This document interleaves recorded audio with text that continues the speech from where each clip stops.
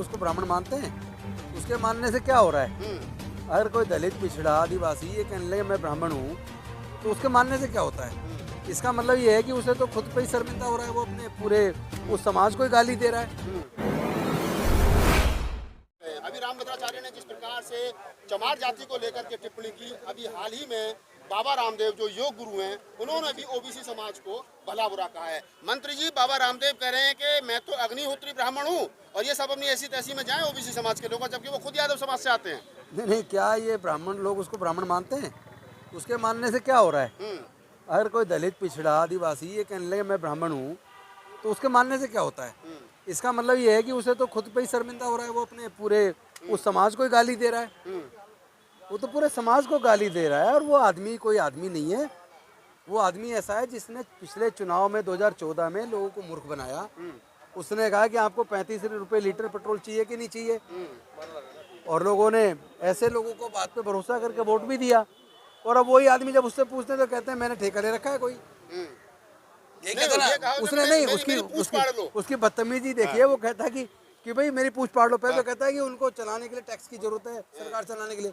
तो क्या पिछली सरकारों को टैक्स की जरूरत नहीं? पता नहीं था, पता था उसको। वो बेसिकली पॉलिटिकली मोटिवेटेड लोग हैं, ये कोई साधु वाधु नहीं है। पहले तो इनका साधु का चोगा उतारना पड़ेगा। ये लोग बदतमीज लोग हैं, इनको बोलने की तमीज नहीं है, आदमी की इज्जत नहीं करते, ये समाज, पूरे समाज को ये लोग बदनाम करते हैं, बेइज्जत करते हैं। ऐसे लोगों के कपड़े फाड़ने पड़ेंगे, ऐसे लोगों के कपड़ों को, इन चौकों को उतारना पड़ेगा। रामभद्राचार्य की एक बात तो क्लियर है, लेकिन जो उसने कहा है गाली, वो समाज को गाली देने वाली बात है एक तरह की। पर उसने एक बात तो कह दी कि जो लोग इनकी विचारधारा को नहीं मानते वो सारी एक है वो। मतलब उसने चमार शब्द इस्तेमाल किया। इसका मतलब जितने दलित हैं सारे एक हैं, इसलिए तुम लोग जातियों को छोड़ो और समाज को जोड़ो। तो ये संदेश उनकी तरफ से मैं मानता हूँ। उन्होंने कहा कि जो भी राम को नहीं मानता वो सब चमार है। हाँ, वो मतलब जितने भी लोग जो बहुजन विचारधारा वाले लोग हैं वो एक समाज है, उसका कहना मतलब ये है। तो मैं तो उसे पॉजिटिव लेता हूँ। हम लोग गलत है जो अलग अलग जाति बना के घूम रहे हैं। अरे जाति तो हमारे उत्पीड़न का कारण है। कहीं भी मैं देखता हूँ भाई किस वजह से परेशान हो, क्या हुआ आपके साथ, लोग कहते हैं हमारा उत्पीड़न हो रहा है। किस वजह से हो रहा है? जाति की वजह से।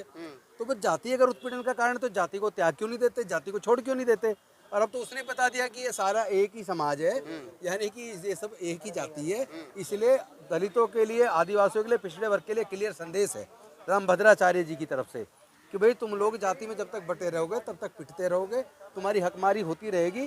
तुम सब लोग अवर्ण लोग हो, जो चारों वर्णों से बाहर के लोग हो, तुम सब लोग एक हो जाओ। एक हो जाओ, आप कह रहे हो कि एक हो जाओ। आप जैसे लोग भी एक्टिविटी समझा रहे हैं और बहुत सारे लोग हैं जो काम कर रहे हैं, लोगों का अवेयर कर रहे हैं, और उधर से भी जूते लग रहे हैं।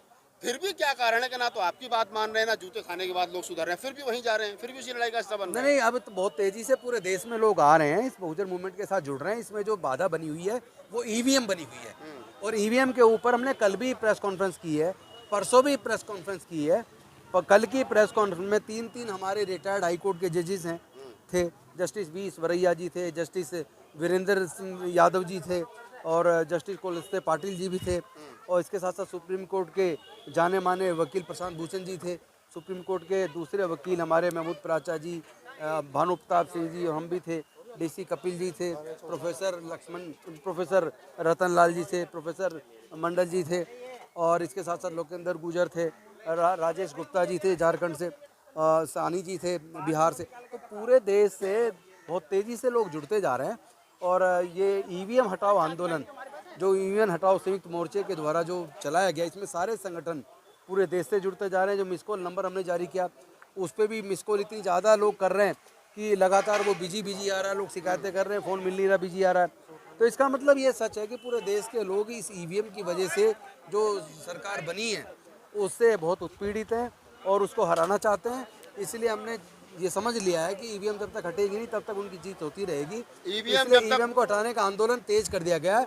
इसी 28 जनवरी को अंबेडकर भवन पे 2 बजे हमने सारे संगठनों की एक संयुक्त बड़ी बैठक रखी है ईवीएम हटाओ संयुक्त मोर्चा की तरफ से, जिसमें सारे संगठनों को जोड़कर ईवीएम हटाने का राष्ट्रव्यापी एक बड़ा आंदोलन तेज कर दिया गया है। अभी आने वाले 16 तारीख को, परसों, हम लोग पार्लियामेंट पटियाला हाउस कोर्ट से गेट नंबर 4 से शाम को 4 बजे इकट्ठे होकर माननीय सर्वोच्च न्यायालय के सर्वोच्च न्यायाधीश एंड कंपनी जजेस से मिलेंगे और उनको ज्ञापन देंगे कि देश को बचाने की, देश के प्रजातंत्र को बचाने की जिम्मेदारी चूँकि इंडियन कॉन्स्टिट्यूशन का कस्टोडियन सुप्रीम कोर्ट है, तो सुप्रीम कोर्ट की जिम्मेदारी बनती है कि वो देश के लोकतंत्र को बचाएं। तो उसके लिए हम देश के सर्वोच्च न्यायाधीश से मिलके उनको ज्ञापन देंगे, चूँकि जो व्यवस्था माननीय सर्वोच्च न्यायालय ने दी थी कि 3 सदस्य कमेटी इलेक्शन कमीशन का गठन करेगी, उसमें एक देश के प्रधानमंत्री जी होंगे, एक विपक्ष के नेता होंगे, एक चीफ जस्टिस ऑफ इंडिया होंगे। लेकिन वो बात बीजेपी की सरकार को मंजूर नहीं है।